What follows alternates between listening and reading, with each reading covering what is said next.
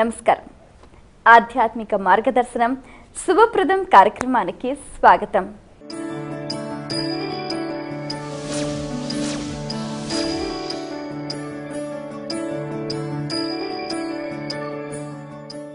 ఓ మంచి విత్తనం వృక్షంగా ఎదిగినట్టు మనం చేసే మంచి పనులు ఒక్కోసారి ఎందరికో ఎన్నో రకాలుగా మేలు కలుగజేస్తూ ఉంటాయి. అటువంటి మంచి స్థితితో ఈనాటి శుభప్రదంలోకి అడుగు పెడదాం.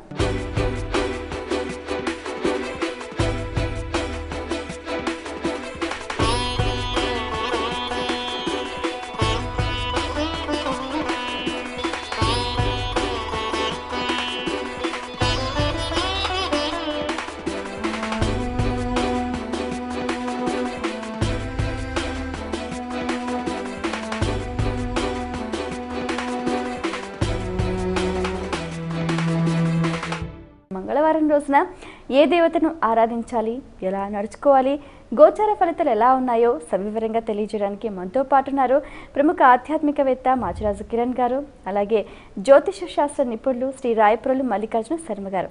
వారితో మాట్లాడి మరిన్ని విషయాలు వారి మాటలో తెలుసుకుందాం. ఈనాటి కార్యక్రమాన్ని ప్రారంభిద్దాం. ముందుగా శుభప్రదం కార్యక్రమానికి స్వాగతం అండి. నమస్కారం.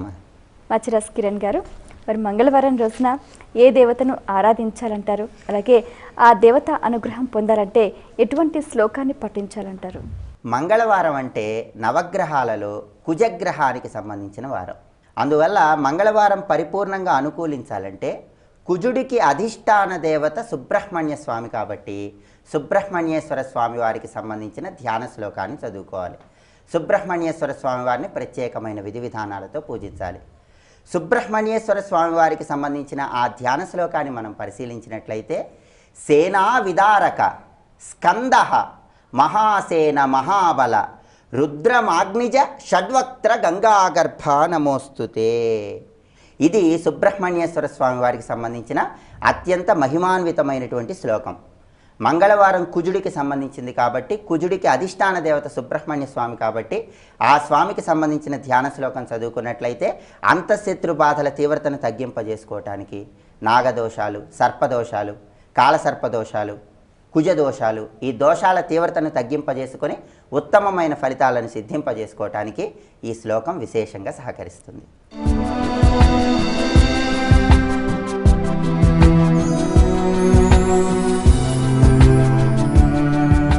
మల్లికార్జున శర్మ గారు, మరి మంగళవారం పంచాంగ విశేషాలు అలాగే శుభ సమయం ఆచరించాల్సిన కార్యక్రమాల గురించి తెలియజేస్తారా అండి? తప్పనిసరిగా.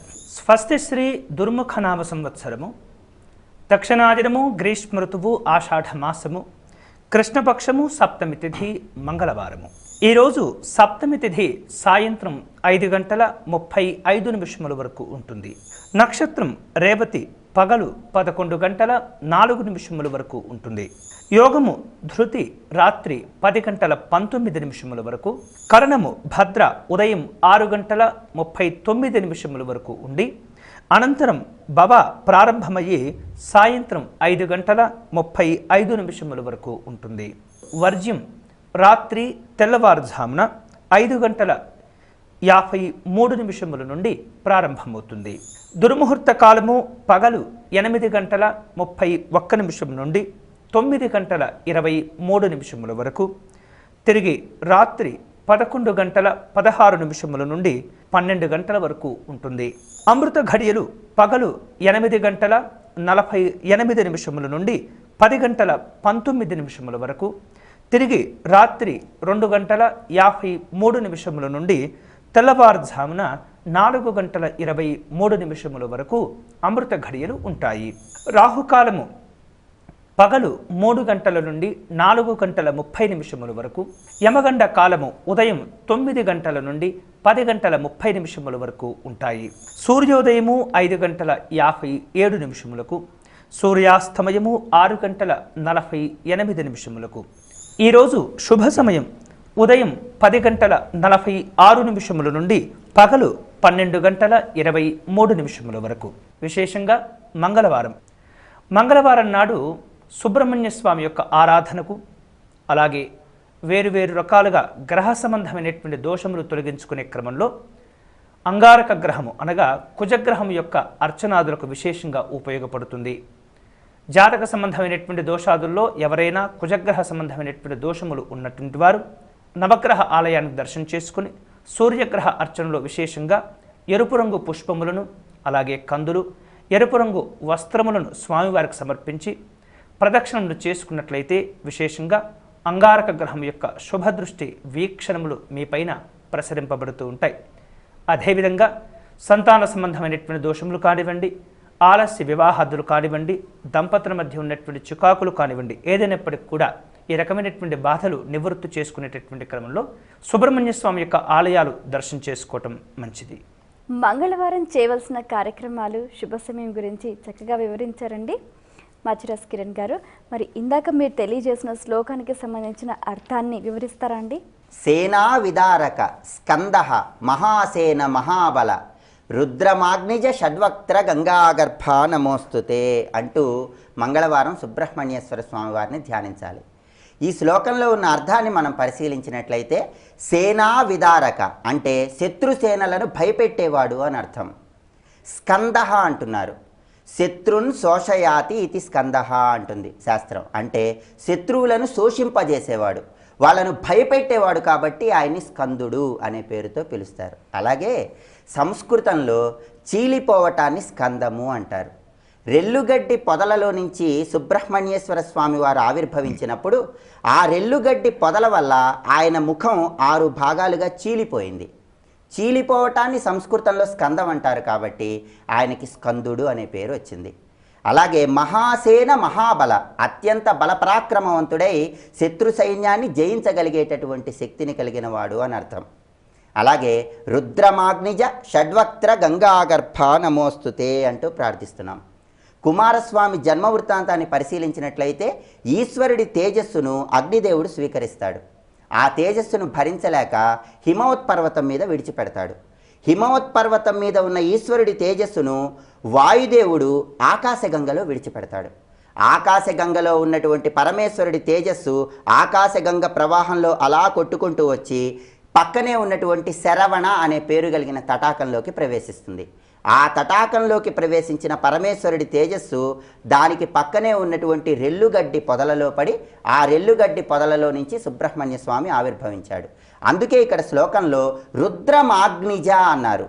అంటే రుద్రుడు అగ్ని ఇద్దరికీ జన్మించినవాడు అని అర్థం. ఈశ్వరుడి తేజస్సు, అగ్నిదేవుడు ఆ తేజస్సును స్వీకరించటం వల్ల ఈశ్వరుడు అగ్నిదేవుడు ఇద్దరూ ఆ తేజస్సును భరించటం వల్ల రుద్రమాగ్నిజ అంటూ సుబ్రహ్మణ్య స్వామిని ప్రార్థిస్తున్నాం. షడ్వక్త్ర అంటే 6 ముఖాలు కలిగిన వాడు అని అర్థం. గంగాగర్భ నమోస్తుతే ఆకాశగంగలో కూడా స్వామివారి తేజస్సు ఉంది కాబట్టి గంగాగర్భ నమోస్తుతే అంటూ స్వామివారిని ప్రార్థిస్తున్నాం. అంటే స్వామివారి జన్మ వృత్తాంతానికి సంబంధించిన ఈ ధ్యాన శ్లోకాన్ని చదువుకున్నట్లయితే సుబ్రహ్మణ్య స్వామి యొక్క పరిపూర్ణమైన అనుగ్రహాన్ని పొంది మంగళవారం నాడు సకల శుభాలను సిద్ధింపజేస్తారు.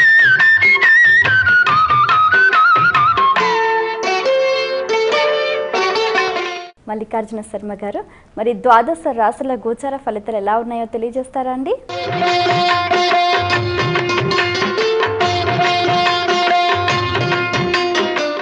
మేషరాశి వారు ఈరోజు శ్రమతో పోటీల యందు విజయాలను సాధించుకోగలుగుతారు. శత్రు రుణ రోగాదులపైన విజయాలు ఆనందాన్నిస్తూ ఉంటాయి. పట్టుదలతో చేపట్టినటువంటి కార్యక్రమాల్లో కార్యక్రమ సాధన విశేషమైనటువంటి సంతోషాన్ని కూడా కలిగిస్తూ ఉంటుంది. శ్రమాధిక్యత ఉన్నప్పటికీ అనుకున్నటువంటి లక్ష్యాలను సాధించుకోగలుగుతారు. వేరువేరు రకాలుగా సంతాన సంబంధమైనటువంటి అభివృద్ధి, సంతాన సంబంధమైనటువంటి శుభవార్తలు అందుతుంటాయి. ఆధ్యాత్మికపరమైనటువంటి ఖర్చులు కూడా ఉంటూ ఉంటాయి.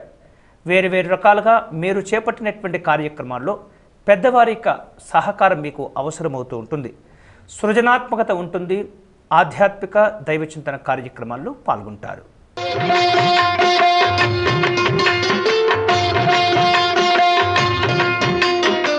వృషభ రాశి వాళ్లకు ఈరోజు ఊహించినటువంటి విధంగా కొన్ని ఇబ్బందులు వచ్చినప్పటికీ వాటి వలన లాభాలు కూడా కలుగుతూ ఉంటాయి.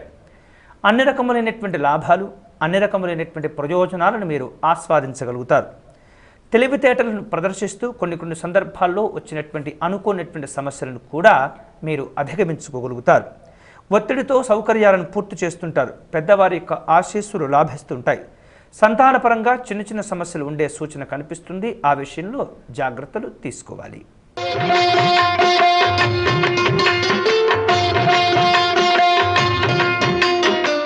మిథున రాశి వారికి ఈరోజు సంపూర్ణంగా సహకారాలు లభిస్తూ ఉంటాయి. ఇవి వృత్తిపరంగా కావచ్చు, అభివృద్ధి పరంగా కావచ్చు, ఉద్యోగపరంగా కావచ్చు, ప్రభుత్వ పరంగా కావచ్చు. ఏదేమైనప్పటికీ కూడా అన్ని విధాలుగా ఈరోజు ప్రోత్సాహకాలు, సౌకర్యవంతమైనటువంటి సహకారాలతో మీరు అనుకున్నటువంటి పనులు పూర్తి చేయగలుగుతారు. ముఖ్యమైనటువంటి వృత్తి వ్యాపార నిర్వహణలో భాగస్వామి యొక్క సహకారం, అలాగే వారికి సంబంధించినటువంటి చర్చలు కూడా ఏర్పాటు చేసుకుంటూ ఉంటారు. సామాజిక సంబంధాలు కొంత మేరకు ఇబ్బంది పెట్టే సూచనలు కనిపిస్తున్నాయి. ఆ విషయంలో జాగ్రత్తలు తీసుకోవాలి. విద్యలో ఆటంకాలు ఉండేటటువంటి సూచన ఉన్నందున విద్యార్థులు తమ యొక్క చదువులపైన జాగ్రత్తగా మనస్సును లగ్నం చేయవలసిన అవసరం కనిపిస్తుంది.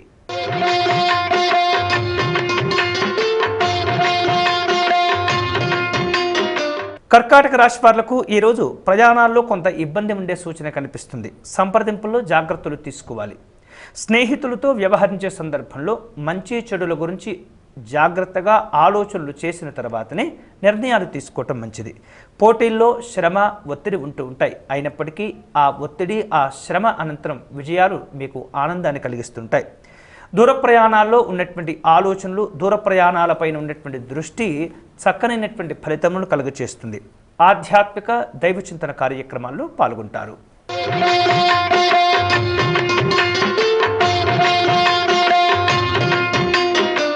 సింహరాశి వాళ్లకు ఈరోజు మాటల విషయంలో ఎటువంటి విధంగా అయినా సరే తొందరపాటుతనం అస్సలు పనికిరాదు. కుటుంబపరంగా కొంత అనిశ్చిత వాతావరణం ఏర్పడుతుంది. ఆర్థిక సంబంధమైనటువంటి అంశంలో ఉన్నటువంటి ధనాన్ని జాగ్రత్తగా కాపాడుకునేటటువంటి ప్రయత్నం చేయాలి. వేరువేరు రకాలుగా అనుకోనటువంటి ఖర్చులు పెరుగుతూ ఉంటాయి. షేర్లు, పెట్టుబడులకు సంబంధించినటువంటి అంశంలో కొంత మానసికంగా ఇబ్బందులను ఎదుర్కొంటూ ఉంటారు. ఎలాంటి నిర్ణయాలు తీసుకోలేక సతమతమవుతూ ఉంటారు. ప్రతి విషయంలో కూడా జాగ్రత్తలు తీసుకోవటం మంచిది.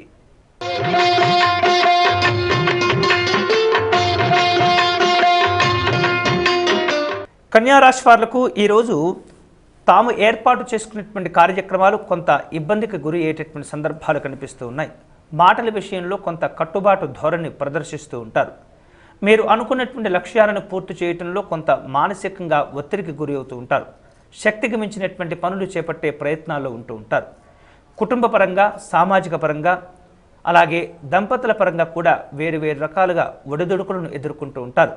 భగవత్ అనుగ్రహం వలన ఈ రకమైనటువంటి సమస్యలు మధ్యాహ్నం తర్వాత వాటికి తీవ్రత కొంతమేరకు తగ్గిపోతూ ఉంటుంది.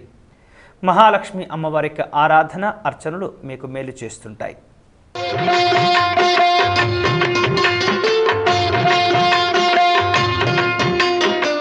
తులారాశి వాళ్లకు ఈరోజు ఏర్పాటు చేసుకున్నటువంటి కార్యక్రమాలను సకాలంలో పూర్తి చేసుకోవడంలో కొంత శ్రమకు గురి అవుతూ ఉంటారు.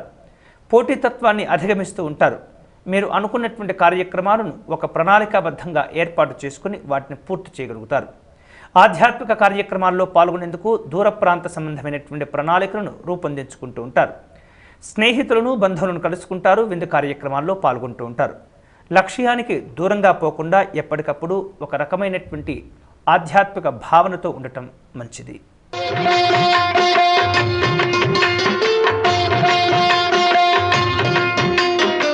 వృశ్చిక రాశి వారు ఈరోజు శ్రమ లేనటువంటి సంపాదన పైన కొంత దృష్టిని అధికంగా కేంద్రీకరిస్తూ ఉంటారు. వృత్తి, ఉద్యోగాదుల్లో ఇబ్బందులు ఎదురయ్యేటటువంటి సూచన కనిపిస్తుంది. జాగ్రత్తలు తీసుకోవాలి. సంతాన సంబంధమైనటువంటి సంతృప్తులు ఏర్పడుతూ ఉంటాయి. సృజనాత్మకత సంబంధమైనటువంటి అంశంలో ఎప్పటికప్పుడు మెరుగుపడుతూ ఉంటుంటారు. ఇతరులపైన ఆధారపడకుండా ఎలా జీవనం కొనసాగించాలి అనేటటువంటి అంశంపై కొంత తీవ్రంగా ఆలోచనలు చేస్తూ ఉంటారు. సంప్రదింపుల్లో జాగ్రత్తలు ఉంటాయి. స్నేహితులకు, బంధువులకు కలిగినటువంటి అనారోగ్యం కారణంగా వారిని కలుసుకుంటారు, పరామర్శలు చేస్తుంటారు.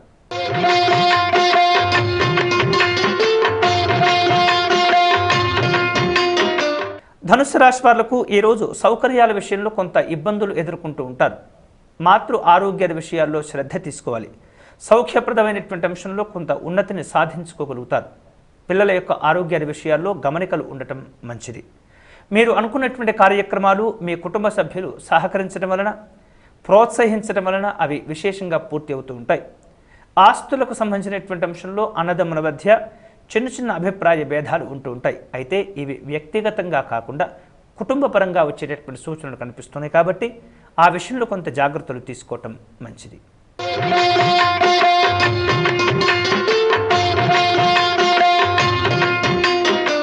మకర రాశి వారు ఈరోజు తీర్థయాత్రలు చేసేందుకు ప్రణాళికలను రూపొందించుకుంటూ ఉంటారు.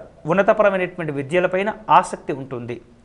విలువైనటువంటి వస్తువులు లేదా ఆభరణాల విషయంలో ఎప్పటికప్పుడు కూడా జాగ్రత్తలు తీసుకోవటం మంచిది. ధార్మిక పరంగా ఉన్నతంగా ఎదిగేటటువంటి ప్రయత్నం చేస్తుంటారు.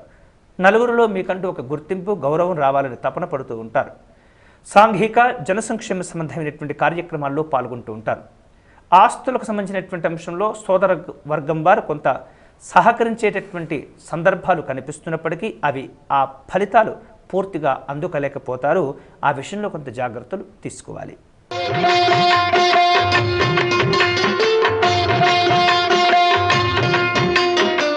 కుంభరాశి వారు ఈరోజు మాటల విషయంలో కొంత ఇబ్బందులు ఎదుర్కొనేటటువంటి సూచనలు కనిపిస్తూ ఉన్నాయి. మీ పైన అనవసరమైనటువంటి నిందారోపణలు ఏర్పడుతూ ఉంటాయి. సమయానుకూలంగా వ్యవహరిస్తూ కొంతమేరకు ఒదిగి ఉండేటటువంటి లక్షణాలను అలవర్చుకుంటూ ఉన్నట్లయితే ఎవరైతే మీ పైన నిందారోపణలు చేసినారో వారే తరువాత ప్రాయశ్చిత్తాన్ని కూడా వెలిబుచ్చుతూ ఉంటుంటారు. విలువైనటువంటి వస్తువులు, ఆభరణాల విషయంలో కొంత ధార్మికపరమైనటువంటి దాన ధర్మాదులు చేస్తూ ఉంటారు. ముఖ్యమైనటువంటి వార్తలు అందుతూ ఉంటాయి. పత్రికా రంగంలో ఉన్నటువంటి వారు జాగ్రత్తలు తీసుకోవాలి. మాట విలువల ధోరణిలో కొంత ఇబ్బందులు ఎదురవుతూ ఉంటాయి.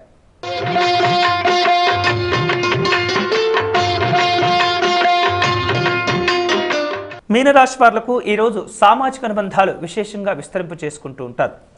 స్నేహితులను కలుసుకుంటారు. వినోదపరమైనటువంటి కార్యక్రమాల్లో పాల్గొంటూ ఉంటారు. అనవసరమైనటువంటి ఖర్చులు పెరుగుతూ ఉంటాయి. తత్ఫలితంగా భవిష్యత్తులో కొంత ఆర్థికంగా ఇబ్బందులు కూడా ఎదురయ్యేటటువంటి సందర్భాలు కనిపిస్తున్నాయి. అయితే శారీరక సంబంధమైనటువంటి అనారోగ్యాలు నెమ్మదిగా తగ్గిపోతూ ఉంటాయి. దృఢమైనటువంటి మానసికమైనటువంటి చంచల్యాన్ని పొంది ఉంటూ ఉంటారు. ఆధ్యాత్మిక శోభలో, ఆధ్యాత్మిక పండుగ వాతావరణంలో మీరు చేపట్టిన కార్యక్రమాలు పూర్తి చేసుకుంటూ ఉంటారు.